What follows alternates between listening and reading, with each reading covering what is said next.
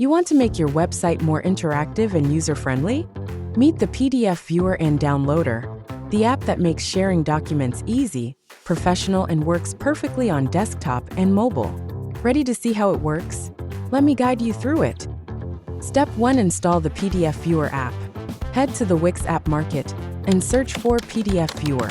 Then simply click Add to Site. Step 2. Drag and drop the PDF Viewer onto your page and position it exactly where you want it. Step 3. Adjust the viewer size to fit your page. You can keep it compact or go bold with a full-width layout. Step 4. Upload your PDF files. And for the final step, customize the viewer's design and make it your own.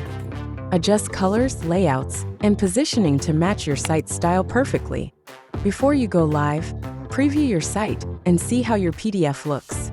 You can always go back into the editor to tweak things if needed. Once everything's perfect, hit Publish. Your visitors can now view, download, or print your PDFs effortlessly. Transform your website today with the PDF Viewer app. Simple, customizable, and built to impress.